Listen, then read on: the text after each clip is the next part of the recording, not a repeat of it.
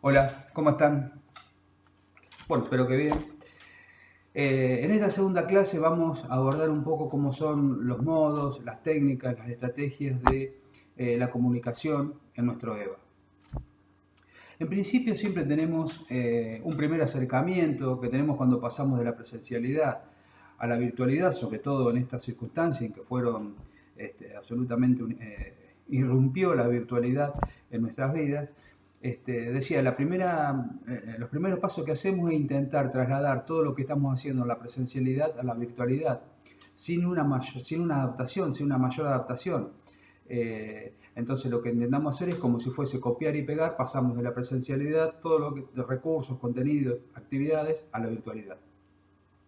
Pero no se trata de replicar la experiencia personal de la presencialidad en la virtualidad.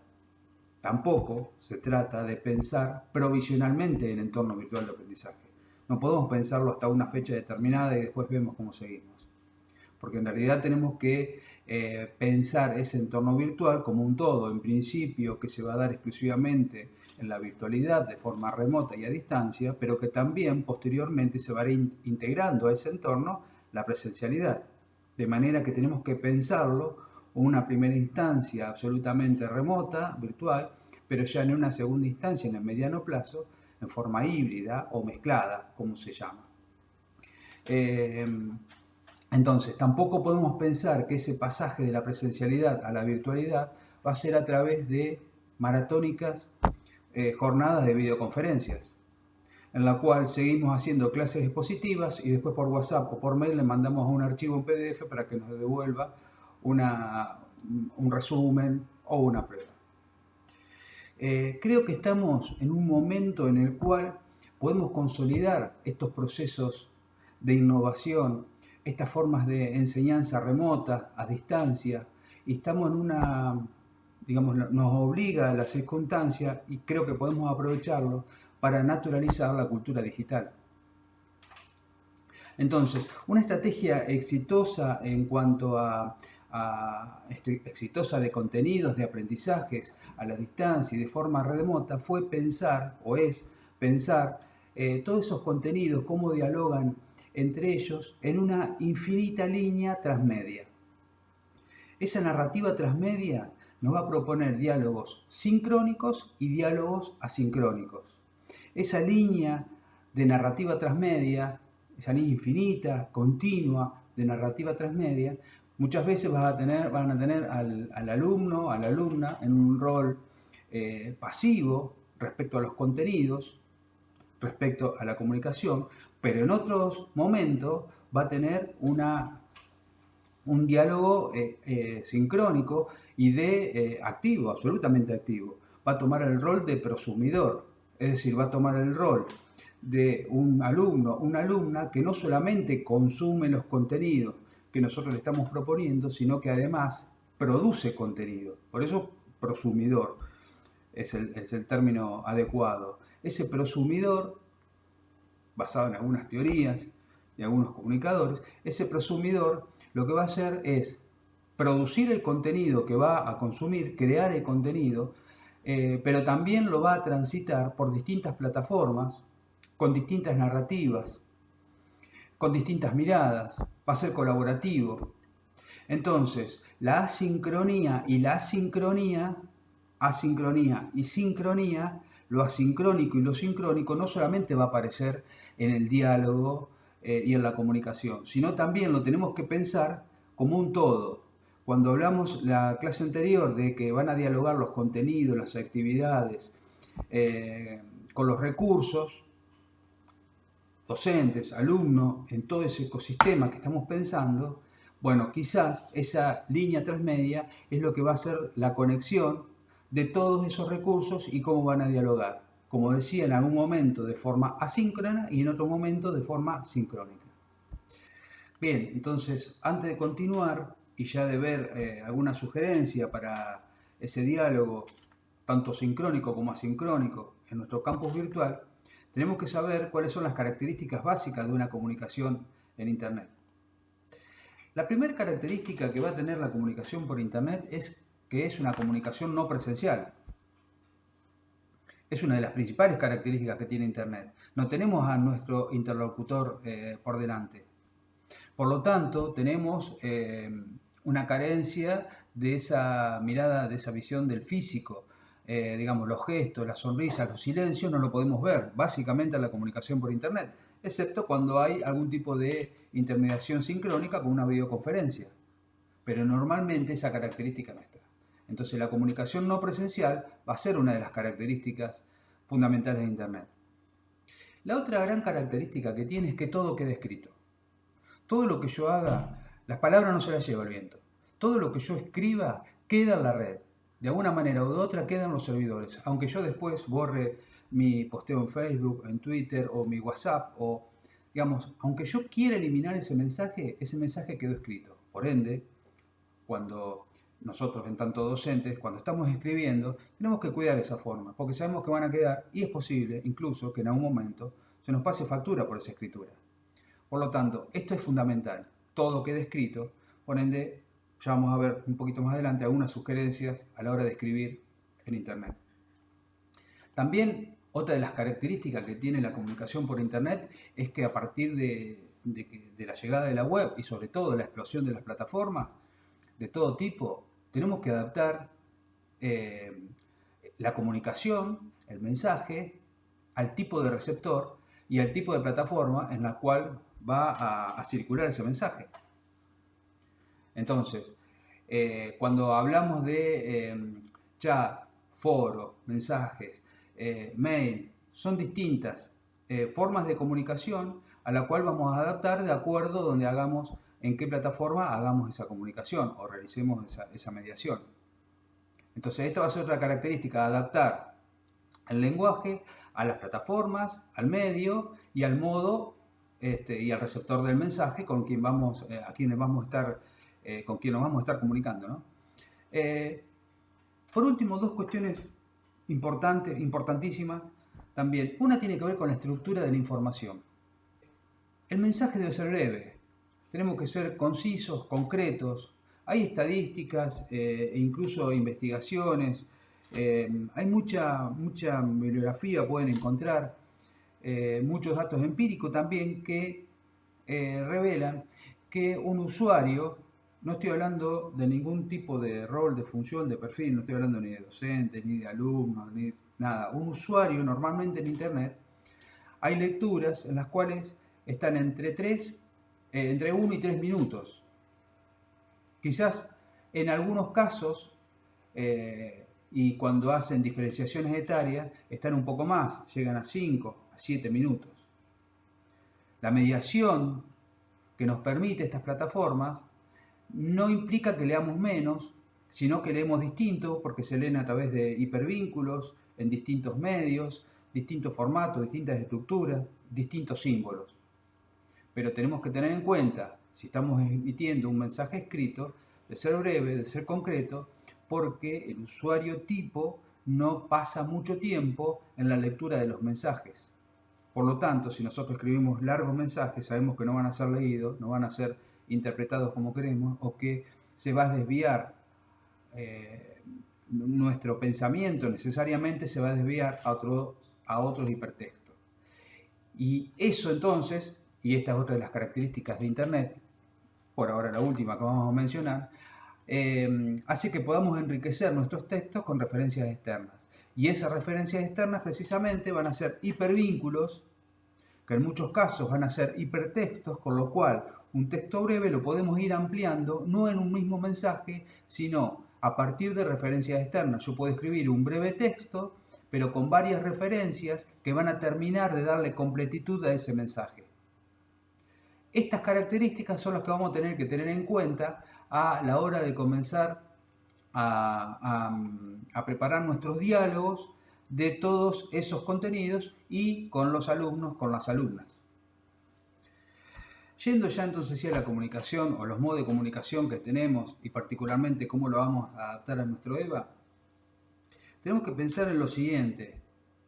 Cuando tenemos una formación de este tipo online, tenemos que pensar cuándo es conveniente un mensaje sincrónico y cuándo es conveniente un tipo de comunicación asincrónica. Y para eso tenemos que ponernos en la piel de nuestros alumnos, de nuestras alumnas. Y también tenemos que pensar ese contenido. Ese contenido, ¿cuál sería el resultado si yo lo trato en los modos de comunicación de forma sincrónica o de forma asincrónica? ¿Los resultados que voy a tener van a ser los mismos?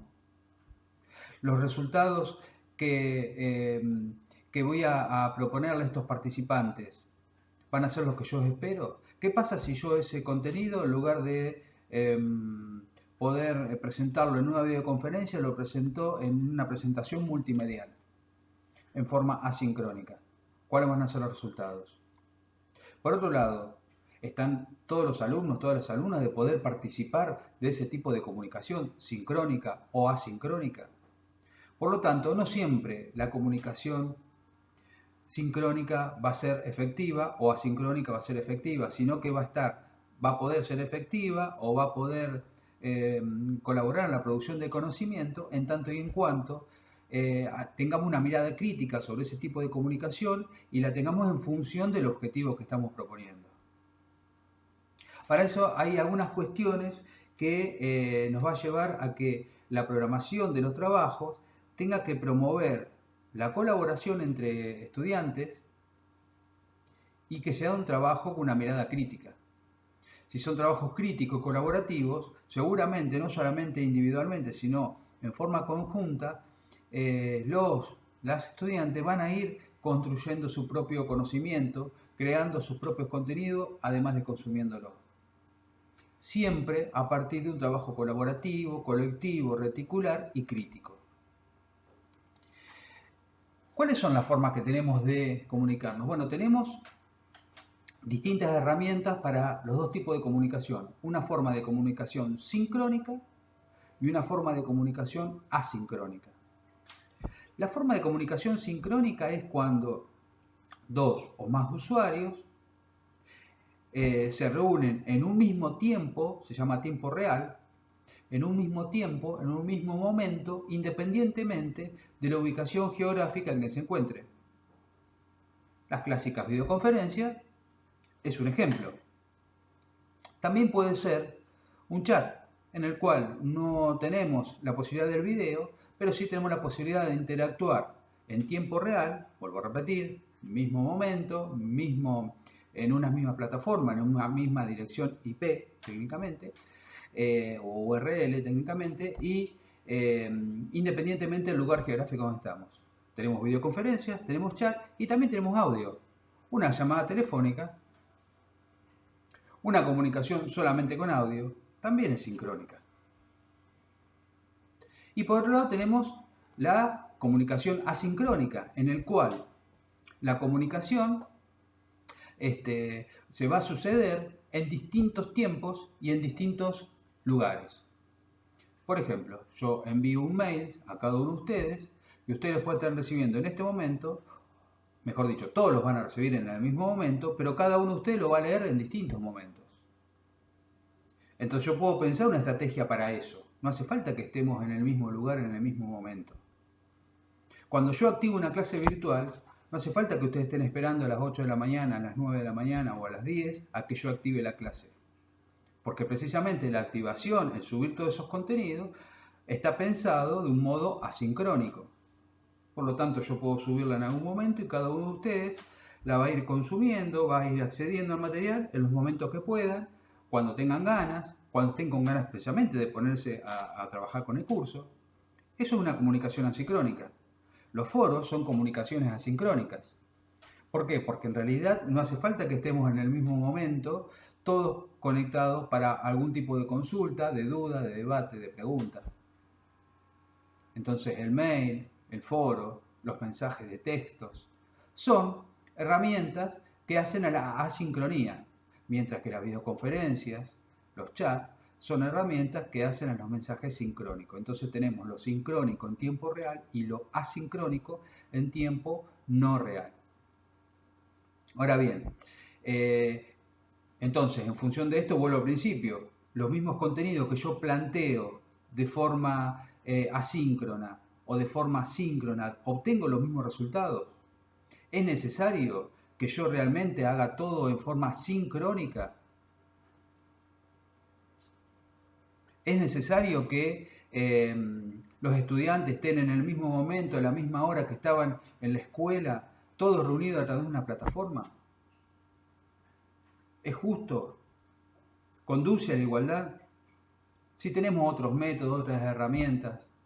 Entonces, y volviendo a lo que decía antes, las maratónicas jornadas de videoconferencia en relación o en definitiva terminan siendo un obstáculo para el proceso de enseñanza-aprendizaje. Abusar de ella termina siendo un obstáculo. Ahora bien, esa misma comunicación puede darse y va a estar en función también de los destinatarios. Entonces, si yo tengo tres tipos de comunicación básicamente: unidireccional, bidireccional y multidireccional. ¿Esto qué significa? Unidireccional, yo envío una noticia y no espero que nadie me responda, porque en realidad no necesito que la otra persona me responda. Yo le estoy dando una novedad para que se informe de tal situación. Hola, ¿cómo están? Les dejo colgada la clase número 2 para que puedan acceder cuando quieran. Cualquier duda, cualquier consulta, lo vamos a hacer en el foro de consultas. Si alguien todavía no se presentó, queremos conocernos, vamos al foro de presentación. Eso es un mensaje unidireccional, porque en realidad yo lo estoy informando, le estoy recordando, le estoy diciendo, miren, ya tenemos la clase disponible. Puede suceder también que haya un mensaje bidireccional en el cual yo me estoy comunicando con una persona en particular. Julián, ¿qué te pasa que hace mucho que no entras? Julián, no tengo noticias tuyas, ¿va todo bien? ¿Necesitas ayuda? Julián, ¿tuviste algún tipo de inconveniente? Julián, el trabajo que hiciste está espectacular. Julián, mira, te faltó resolver el punto 4, a lo mejor si no tuviste conectividad avísame que lo vemos de otra manera. Y estoy esperando que Julián me conteste. Y después tenemos los mensajes multidireccionales. Cuando hablamos hacia todo, cuando esperamos que un debate sea abierto, cuando esperamos que de un foro, de una consulta, participen todos o por lo menos la gran mayoría. Lo mismo tenemos los mensajes sincrónicos, es decir, por videoconferencia, por chat o por teléfono, de la misma manera. Tenemos mensajes bidireccionales y multidireccionales. Pero básicamente esto se da en la asincronía. Así que tenemos que comenzar a atender a estas cuestiones, si nos conviene, si es conveniente, si hace al contenido, al diálogo, la asincronía o la sincronía. Básicamente la comunicación mayoritariamente es asincrónica y después la sincronía lo que nos va a permitir es terminar o seguir acompañando, seguir componiendo, seguir colaborando en la construcción de ese conocimiento. Entonces, vamos a ver algunas técnicas que nos va a permitir todos estos mensajes que estuvimos viendo, todas estas características que estuvimos viendo, realmente cómo tenemos que plasmarla en un EVA. Entonces, frente al lenguaje oral habitual en nuestras comunicaciones, el lenguaje verbal escrito tiene sus propias características y presenta sus ventajas y sus desventajas.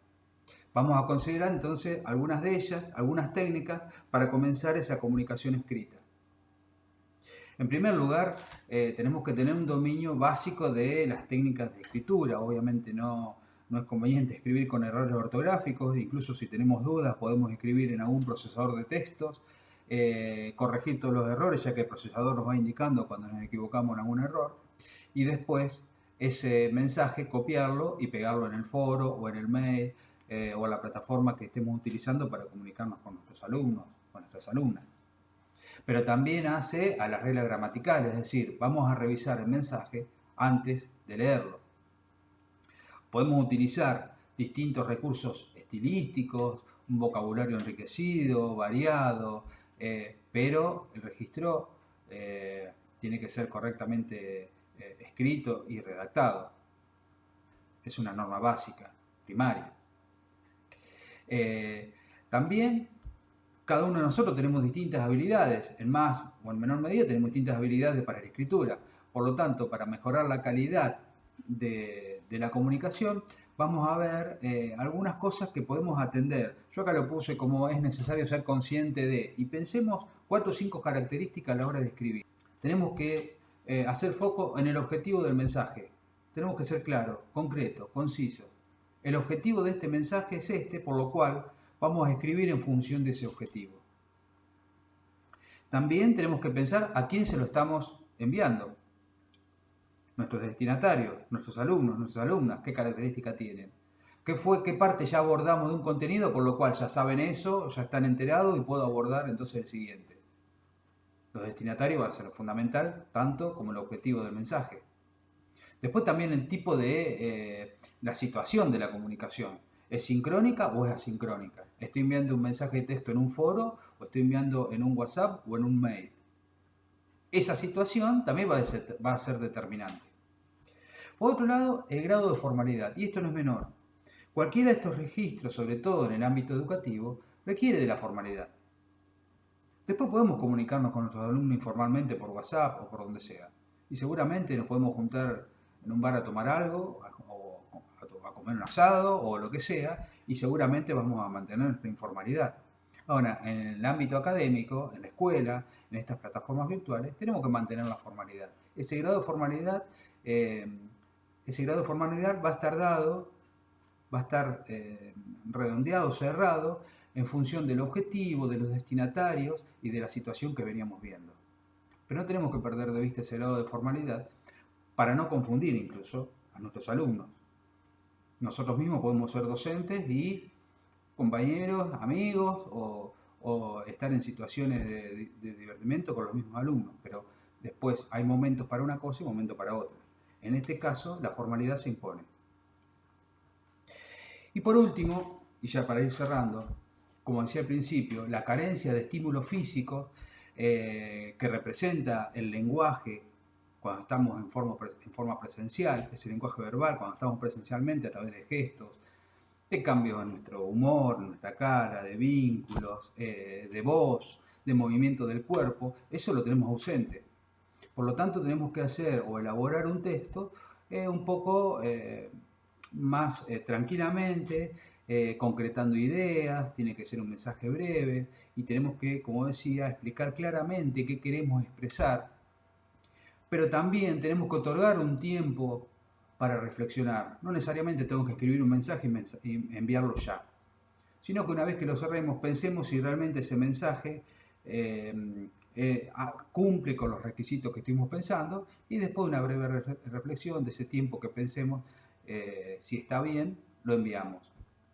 Por otro lado, y como decía al principio, tenemos que ser breve y en esto, si queremos algo mucho más extenso, entonces tenemos dos alternativas. O adjuntar un documento, por ejemplo, un texto largo, un libro, un escrito largo, adjuntarlo a ese documento, a ese texto en el cual estamos siendo breve, que está enriquecido, que está pensado, adjuntamos un documento, o bien enviamos y adjuntamos en ese mismo documento links a otras fuentes de referencias. De esta manera lo estamos enriqueciendo el texto. Esa comunicación asincrónica que fue breve, concisa, concreta, con el objetivo bien claro, con las consignas bien claras, pensando de que el alumno o la alumna no va a tener nuestra ayuda en ese momento que va a tener que resolver una actividad o que va a tener que resolver lo que nosotros estamos pidiendo en el mensaje, pero sí va a tener fuentes externas a la cual poder consultar. En función entonces de todo esto que estuvimos hablando, que estuvimos viendo en cuanto a la comunicación, y ya para cerrar, vamos a empezar a trabajar en nuestra hoja de ruta, ya voy a explicar de qué se trata, cuáles van a ser los principales textos para abrir foros, para cerrar foros, para comunicarnos por email, qué foro nos es conveniente tener siempre abierto, cuáles son las formas de presentaciones, digamos, algunas técnicas ya más concretas. En esta introducción, más que nada, la idea es que puedan conocer globalmente, generalmente, la forma de comunicarnos, los tipos de comunicación, y ahora ya vamos a ver más profundamente en la hoja de ruta, concretamente en nuestro EVA, cuáles son los espacios que vamos a empezar a completar y que crearon en la clase anterior. Así que, bueno, ahora continuamos entonces con nuestra hoja de ruta.